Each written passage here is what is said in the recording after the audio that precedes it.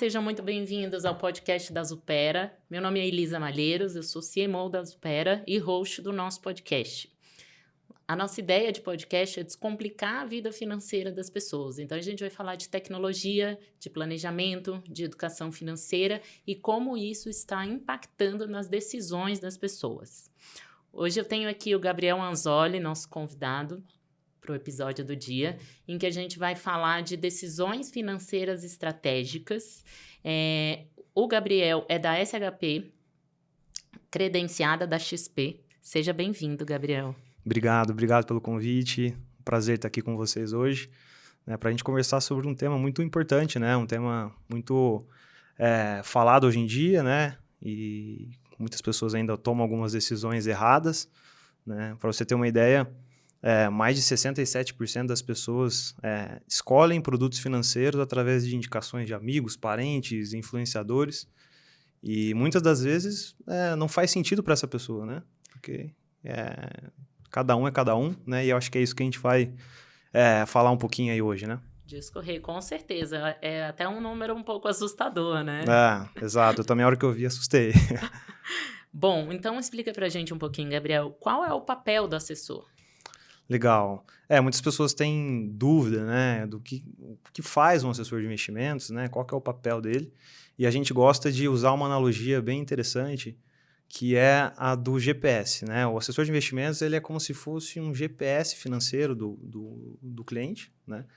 Em que a gente consegue, né, conhecer, quando a gente conhece o cliente, a gente entende o perfil dele, as metas, né, os objetivos financeiros, e com isso a gente consegue traçar uma rota, né, aonde ele quer chegar, né, com base em tudo isso que a gente mapeou da vida dele. Então é muito importante a gente entender tudo isso que vai envolver o patrimônio dele, o dinheiro dele, ao longo da vida, né? E aí com isso a gente traça essa rota e aí a gente tem um relacionamento a longo prazo, né?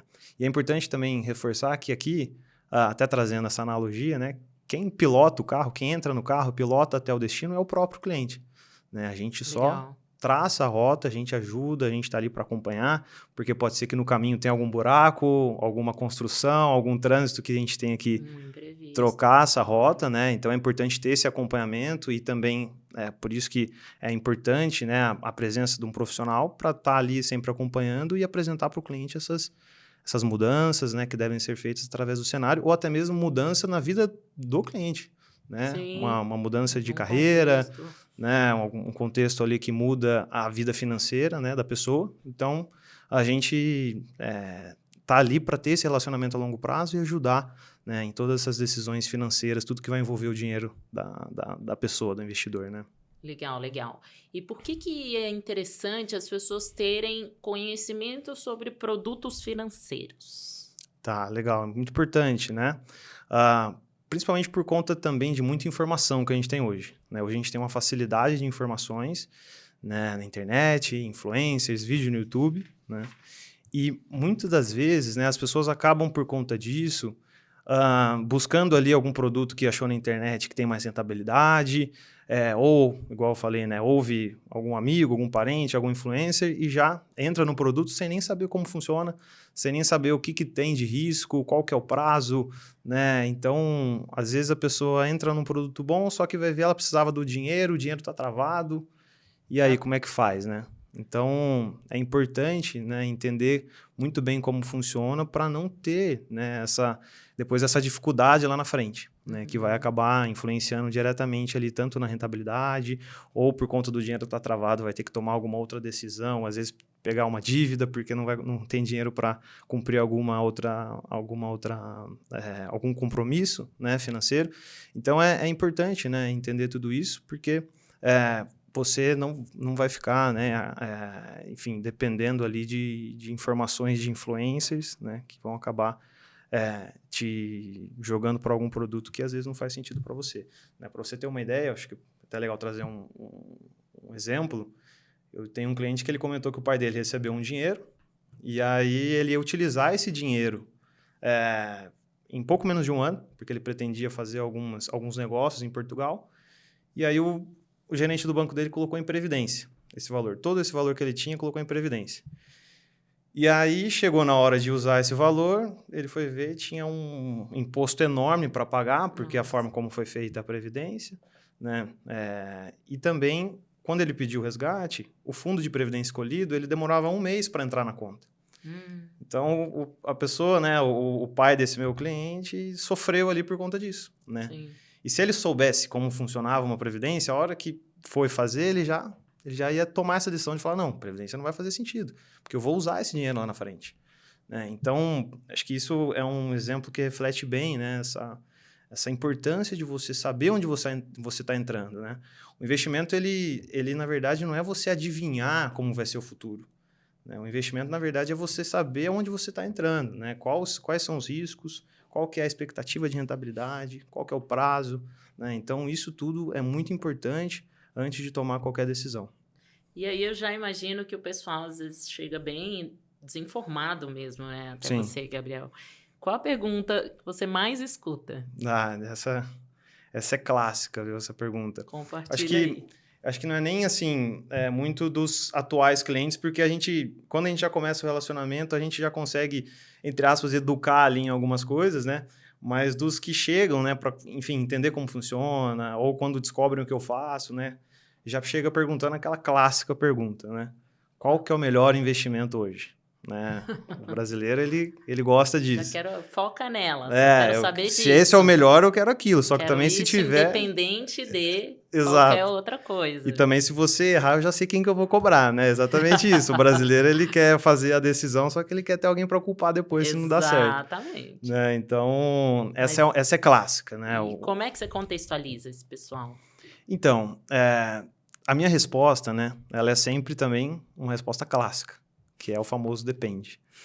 Né? Porque cada produto ele é específico de acordo com o objetivo de cada um, né? De acordo com o perfil de cada um. Né? Então, toda vez que alguém me pergunta isso, eu falo exatamente isso, depende. Né? O quanto de risco você quer correr, você precisa desse dinheiro vai que você precisa dele em pouco tempo, né? Esse dinheiro é para longo prazo, é para curto prazo, né? Então, tudo isso vai influenciar o que é o melhor. Né? Não existe o melhor. Né? Existe o que realmente faz sentido para a pessoa no momento. Né? Então, tudo isso acaba influenciando. Aí as pessoas ficam um pouco chateadas. Né? Elas querem ouvir Poxa, queria uma fórmula mágica. Quer a fórmula mágica. Custa? O brasileiro adora isso. Né? O brasileiro ele quer essa fórmula mágica, ele quer o mais fácil, o caminho mais rápido, né? Exato. E isso reflete muito a população hoje, né? Você vê, eu estava vendo, saiu uma pesquisa final do ano passado, que os brasileiros, né? Por ano, eles perdem 24 bilhões de reais com jogos e apostas, né? O joguinho, aquele tigrinho, o cassino, né? Essas coisas. E com apostas também esportivas e tudo mais, né? E aí você vê exatamente isso, né? O brasileiro, ele não quer esperar o longo prazo, ele não quer ir guardando dinheiro aos poucos, né? Ele quer o caminho rápido, ele quer a resposta rápida, né? Quer sorte. Exato. Exatamente isso. Então, não é fácil. O investimento, ele é a longo prazo. Então, né? Quando você fala do depende, quando você chega com a sua resposta, depende do que, do como e do quando, basicamente. Tudo, exatamente. Qual que é a sua meta, qual que é o seu prazo. Exato. E qual que é o seu contexto atual. E qual que é o seu perfil também. Exato. Né? Porque isso também vai influenciar no tipo de produto. Claro. Né? Então, é muito importante isso. Para você ter uma ideia, eu fiz uma palestra recentemente numa escola, o pessoal do ensino médio, e eu levei essa reflexão, né, do sentido das apostas e tudo mais, porque Sim. Isso aí também chama a atenção do pessoal mais novo. É um número né? que tem crescido gritante. Exato. E aí eu mostrei para eles, falei, alguém tem ideia de quanto tempo demora para atingir R$1 milhão guardando R$500 por mês? Né?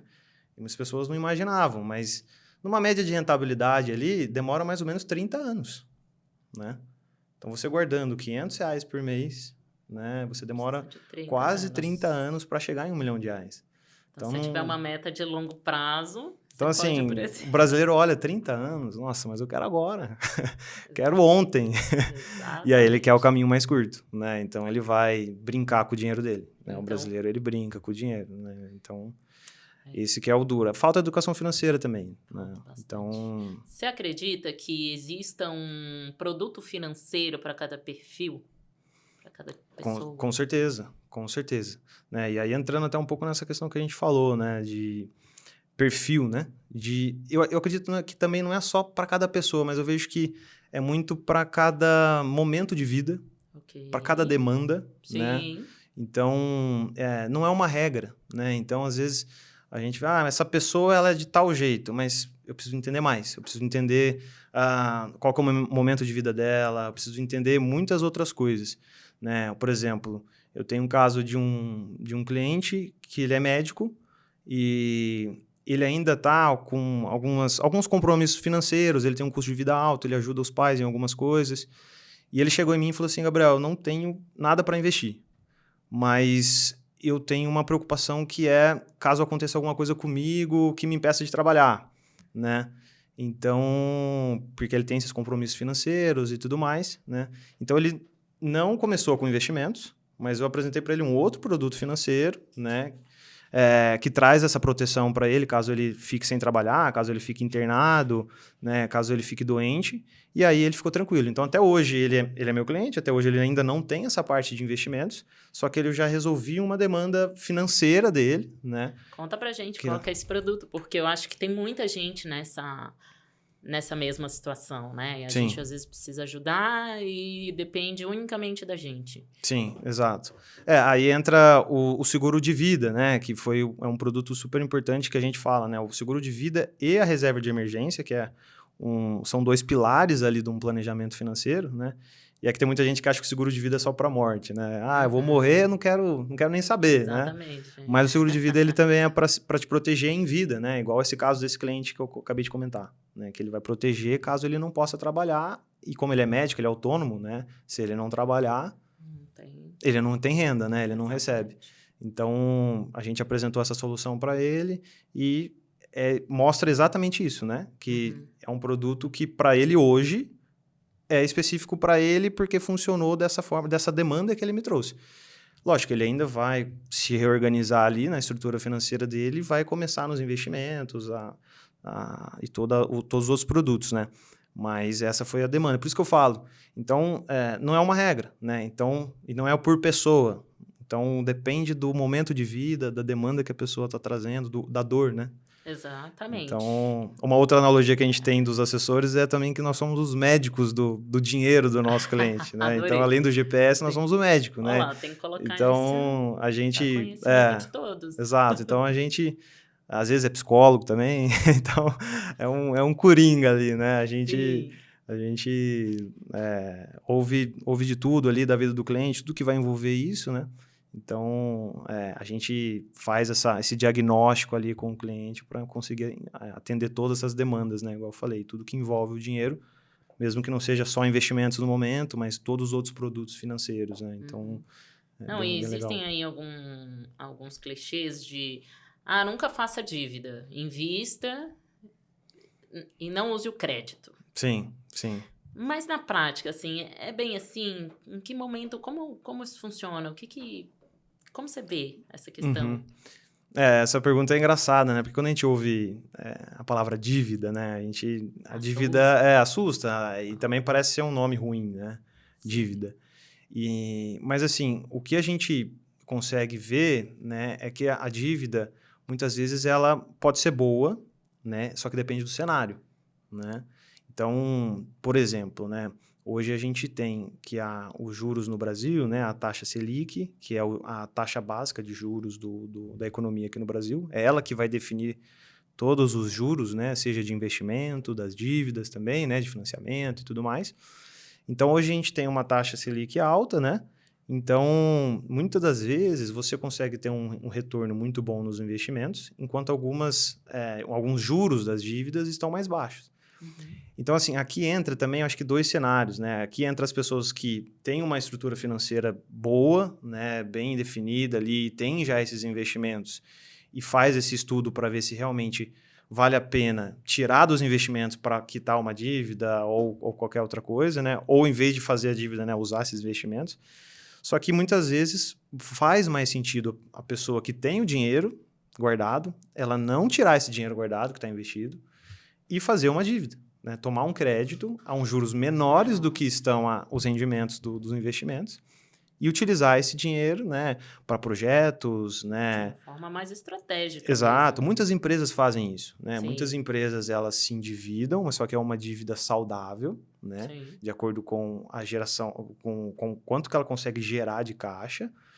E, com base nisso, ela faz essa dívida para fazer um projeto que vai gerar um valor, né? Vai trazer um retorno maior do que a dívida. Uhum. Então, muitas empresas fazem isso, muitas pessoas que constroem casa também fazem isso, né? Tem o dinheiro, mas em vez de construir com o próprio dinheiro, usa o dinheiro do banco através do financiamento, né? Sim. Constrói, vende, quita o financiamento e tem o seu lucro, né? Então, assim, nesses casos fazem muito sentido, mas a gente sabe que a realidade do brasileiro não é totalmente essa, né? A realidade do brasileiro, na maioria, são aquelas dívidas ruins, né? As dívidas que a pessoa acaba se embolando ali, né? Então, nesse caso, principalmente dívida de cartão de crédito, que são juros altíssimos, né? Então, essas não são boas dívidas. Então, fuja dessas dívidas, né? Quem não Exato. tem essa condição de ter o dinheiro investido e fazer essa comparação, sempre quitar essas dívidas, fugir delas, né? Então, é muito importante isso, porque às vezes a gente vê vídeos, né, no YouTube, influencers que falam isso, né? Coloca de forma generalista, né? A dívida não é ruim. Aí o pessoal olha, mas, pô, eu tô com uma dívida aqui, como é que o influencer fala que ela não é ruim, né? Eu tô aqui Sim. sofrendo para pagar. Exatamente. Então, existem cenários, né? Então, acho que é importante também sempre ressaltar isso. Tá, a gente tem o cenário das pessoas que já têm o dinheiro guardado, que estão ganhando rendimentos ali nos investimentos, e tem o cenário da pessoa que não tem esse dinheiro guardado e está ali na construção de patrimônio, ou ainda precisa quitar essas dívidas, né?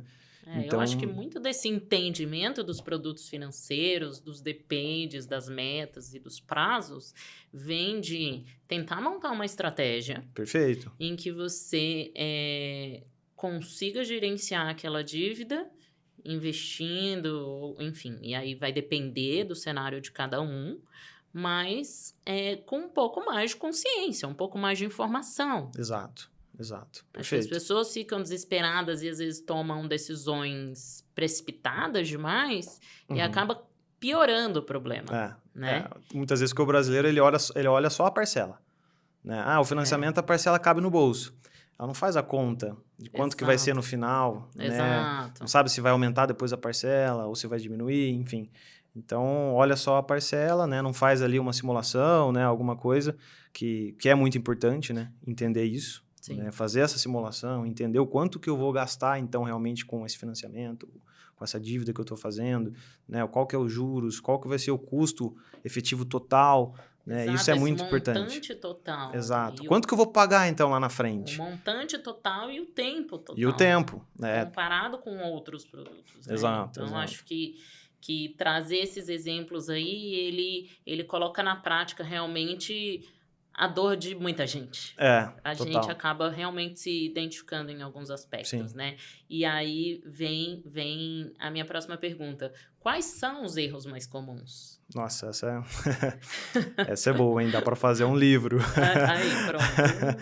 Mas assim, acho que falar de alguns aqui, né, que a gente consegue enxergar, muito as pessoas, acho que a gente até comentou agora, né, tá trazendo um gancho, que é não fazer essa conta, né? Sim. De simplesmente, cabe a parcela no bolso, enfim, vamos lá, né? Então, não fazer essa conta. Eu acho que também é muito ir no automático, né? Algo que eu sinto que muitas pessoas, né? O brasileiro faz muito, que é ir no automático, né? De, às vezes, ou receber um dinheiro, ou conseguiu guardar um dinheiro, ou já pensar em comprar um imóvel sem nem saber qual que é o objetivo que ele está buscando, sem pensar em planejamento, ou sem olhar o cenário. Às vezes o cenário não é interessante para comprar um imóvel, né? Então, por exemplo, igual eu falei, né? A taxa Selic hoje está em 14,25. Hoje você colocando num produto tranquilinho ali que vai render a Selic, né? Com liquidez, que é aquilo que eu consigo resgatar no mesmo dia, já está rendendo mais de 1% ao mês, né? Então, muito difícil encontrar ali um aluguel que me entrega esse valor, né, de rentabilidade. E também, uma outra coisa que eu vejo, né, é a questão da comodidade, né? Às vezes algumas pessoas acabam deixando na poupança simplesmente por não querer sair da zona de conforto, né? Ah, mas tá ali, pelo menos, eu sei que não tá bom, mas, eu não sei mexer, eu sei que tá ali, né? E aí acaba deixando ali na zona de conforto. Para você ter ideia, hoje mais de R$ 1 trilhão ainda tá na poupança aqui no Brasil. Exatamente. E a poupança hoje ela perde para a inflação em alguns períodos, né?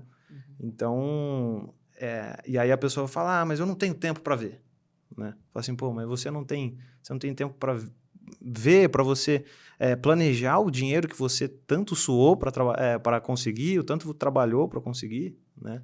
O seu dinheiro vale muito. Você né? tem tempo para trabalhar ainda mais e pagar essa conta, Exato, né? Então, exato. O assim, dinheiro que vai que estratégia cuidar é de essa? você na aposentadoria, né? Então, é importante, né? Pegar um tempo, dar valor ao seu dinheiro. Esse que é o negócio, né? Dar valor ao seu dinheiro e realmente ir atrás, né? Fazer simulações. Hoje tem muita plataforma que ajuda, muitos cursos. Né? Eu acho que a gente até vai falar isso mais para frente, né? Mas esse é um dos erros que eu vejo, né? De ir nesse automático, de ficar na zona de conforto. Né? É até engraçado, alguns clientes que vêm conversar comigo pela primeira vez, a hora que eu pergunto, né? Como que já faz hoje, né? Se tem alguma estrutura já, se já investe, se faz alguma coisa, a pessoa fica até um pouco com vergonha. Então, eu deixo na poupança. Até fala um pouquinho mais baixo, assim, né? Aí eu falo, Não tem não, fica problema, tranquilo, eu tô gente. acostumado. Fala até um pouquinho mais baixo, assim, né? Poupança. Exato. Mas eu Mas falo. é louvável ele estar ali conversando com Exato, você, porque ele está exato. pronto para tomar uma decisão importante e É, estratégica ali. Às exato, vezes ele está no desconforto mesmo. De eu exato. quero que o meu dinheiro renda mais, melhor, É, ou melhor, né? Então, posso diversificar? O que eu faço? Onde eu começo? É assim, é, é levantar a mão e falar, preciso entender melhor. perfeito. Já saiu da zona de conforto de estar ali, né? Então, Exatamente. então já é um grande passo. Né? Então, esse é um dos erros.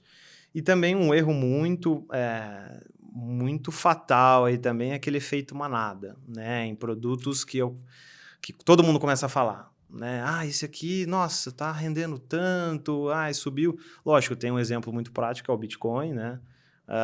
O Bitcoin, recentemente, ele atingiu o máximo, né? Que ele passou de US$ 100.000. E aí todo mundo queria entrar, né? Quem tava de fora tava com aquele medo, né? Tem um termo que é o FOMO, né? Que em inglês é o Exato. medo de ficar de fora. De ficar de fora.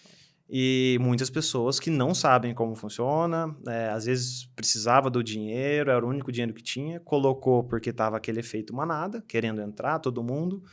Logo depois o Bitcoin caiu, né? O Bitcoin subiu mais um pouquinho, depois caiu. E aí nessa queda, eu tenho certeza que muita gente perdeu dinheiro. Né? Muita gente perdeu dinheiro. O dinheiro que Sim. às vezes precisava usar, ou era um dinheiro que nem era da pessoa, utilizou para tentar fazer um lucro ali. A pessoa já Então, estava contando com os rendimentos, exatamente. um risco alto. Exatamente. Então, aí entra essa importância de conhecer o produto, né? Entender que tem um risco alto. Né? O Bitcoin pode ser que em um dia ele caia mais de 20%. Né? Da mesma forma que ele pode ter num dia subir mais do que isso. Né? Então, assim, esses são, acho que, um dos erros mais fatais assim, que a gente vê. Né? Esse efeito manada é complicado, a gente tem que dar uma segurada às vezes. Né? Maravilha. Então, você está falando do efeito manada, do não ter o conhecimento e não ter nenhum interesse em saber o que está acontecendo, né? Sim. Se atualizar do seu próprio cenário, digamos assim, Sim. na ponta do lápis. É o mais comum. Bacana. E um dos exemplos aí legais que você citou, Gabriel, sobre imóvel. Uhum. Quantas pessoas não vêm, chegam para você e falam, e aí, comprar ou alugar? Nossa, essa é a pergunta polêmica, né? Polêmica essa. E aí, como Nossa, você... Depende. tanto de que tem de vídeo na internet, né? E pessoas brigando nos comentários. Nossa. Exato. E assim, eu acho que é uma discussão muito errada, porque eu acho que nesse caso também entra o depende. Né? Entra o depende, entra o não tem certo e o errado. Né? Aqui eu gosto muito de realmente fugir um pouco do clichê, né? Que é esse clichê da parte, igual, por exemplo, se você entrar no YouTube, em redes sociais, vai estar ali o influencer falando, né? Viva de aluguel, né? Nunca compra um imóvel. Aí ele fala, porque se você investir esse valor, aí nos comentários tem, e quem tem para investir esse valor, né? Hoje a realidade do brasileiro não é essa. Então, assim, eu gosto de entender, eu gosto de ir para o lado, assim, que a gente tem alguns cenários, né? Se tratando do cenário, né? Aqui a gente está falando de imóvel para morar, né? Então, a gente tem a possibilidade de imóvel, aquele imóvel para você morar, alugar ou comprar. Então, eu gosto de separar o cenário da pessoa que tem o dinheiro. Ok. A pessoa que tem o dinheiro para comprar um imóvel, né? Então, por exemplo, um imóvel de R$500 mil. A pessoa ela tem o dinheiro e ela fica ali na dúvida. Será que eu compro o imóvel que eu vou morar ou se eu invisto e alugo? Uhum. E aí, dentro desse cenário que eu trouxe, né, dessa pessoa que tem o dinheiro, aí a gente tem mais duas características que são importantes, que eu gosto de ressaltar. A gente tem duas questões que definem muito também na decisão, que é a questão que é racional e a questão emocional. Ambas influenciam nessa decisão, né? Com certeza. Então, indo para a questão primeiro racional, se você já tem o dinheiro, que é o caso dessa pessoa que eu trouxe nesse exemplo, na maioria das vezes, na maioria, nem sempre, na maioria, vai ser mais vantajoso você ter o seu dinheiro investido e com os rendimentos você pagar o aluguel ainda sobra. Os rendimentos vão ser maiores do que o valor do aluguel. Ok. Na maioria das vezes, né? Não dá para falar a palavra sempre. Depende da localidade, depende do tipo de imóvel, enfim. Uhum. Aqui a gente está falando para morar, né? Então, assim, racionalmente, na maioria das vezes, quem tem o dinheiro, já tem o dinheiro, compensa mais investir e alugar, porque o rendimento vai ser maior do que o valor do aluguel. Agora, aí tem uma outra coisa que influencia em todas as decisões financeiras, que é a parte emocional. Uhum. Né? A parte emocional, ela é importante também. Sim. Né? Por quê? Aí já entra a questão de, mas eu tenho um imóvel, o imóvel é meu. Eu tenho conforto, que eu sei que ele é meu. Eu posso fazer uma reforma, eu posso quebrar a parede. Eu sei que ninguém vai me ligar falando que vendeu o imóvel, eu preciso sair. Né? Que acontece quando as pessoas alugam, né?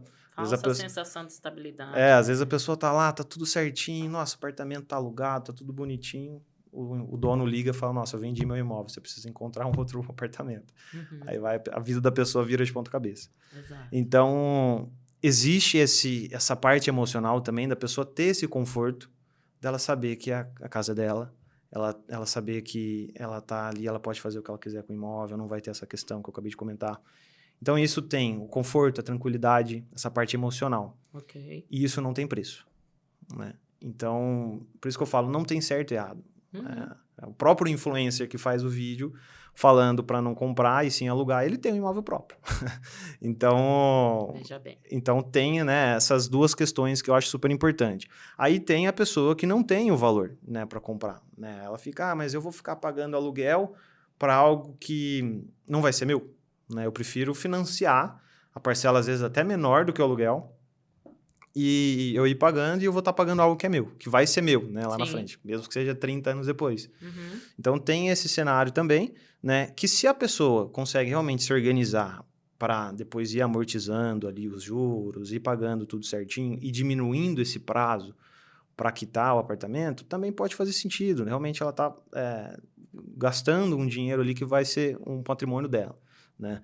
Então, e aí já entra nessa parte emocional também, né? Igual eu falei, a pessoa ela não quer sentir que ela tá deixando o dinheiro que nunca vai voltar, né? Que não vai ser dela o apartamento. Então, tem essa questão também, né? Talvez ela não tenha a percepção de que está pagando um pouco mais caro, dependendo do produto financeiro em Perfeito. que ela selecionou, mas ela tem ali, esse preço vale essa sensação de tranquilidade de estou construindo um patrimônio, talvez. Exato, sim. Essa parte emocional. Então, assim, se tratando da parte racional, né? Racional, reforço, na maioria das vezes, não sempre, na maioria das vezes vai compensar alugar, né?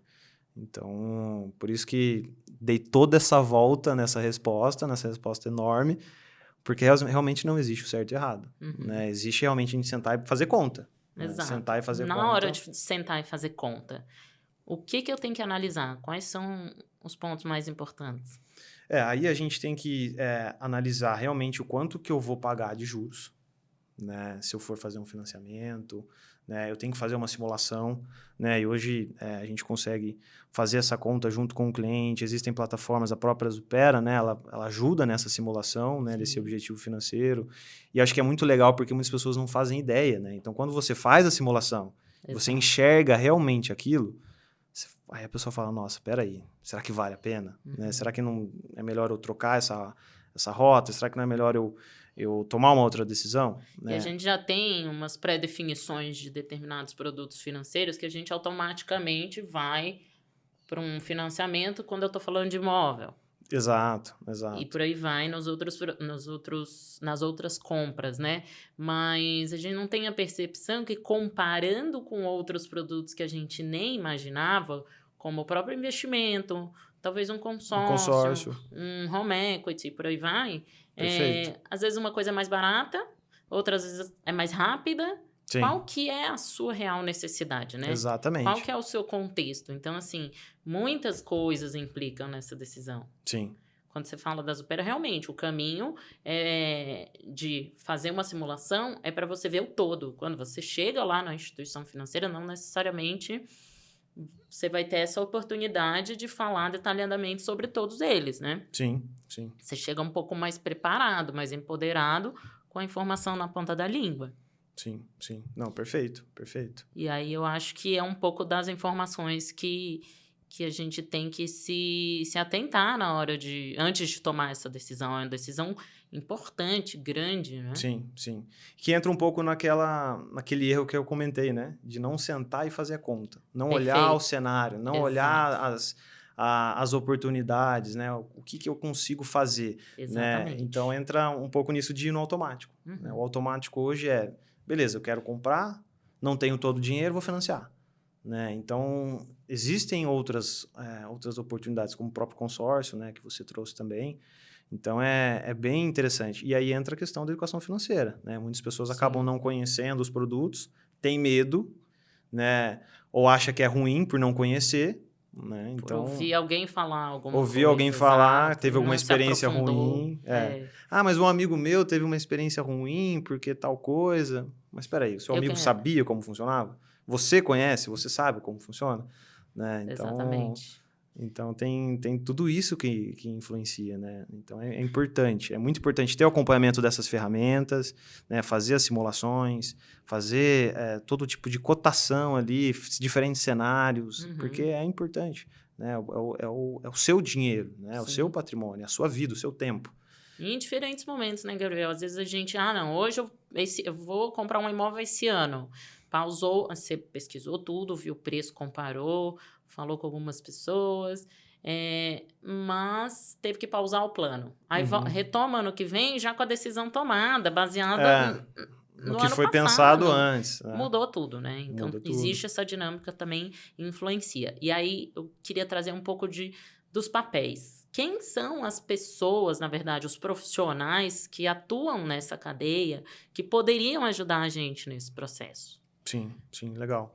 Eu acho que a gente pode trazer aqui, né, principalmente também o papel do assessor, né, o assessor de investimentos, né, porque ele tem muito esse contato direto com o cliente, esse relacionamento. Igual eu falei, a gente vira médico, a gente vira psicólogo, a gente vira tudo, né? Então, a gente realmente sabe ali qual que é a necessidade do cliente. Então, a gente consegue mostrar para ele, né, fazer essa conta, igual eu falei, sentar e vamos fazer conta junto, né? Então, esse é um papel muito importante, né, na vida do cliente. E também o cliente, a pessoa, né, o investidor, ele ter também essa vontade de aprender, né, ter essa educação financeira. Hoje existem muitas plataformas que a gente consegue ter aulas gratuitas de educação financeira.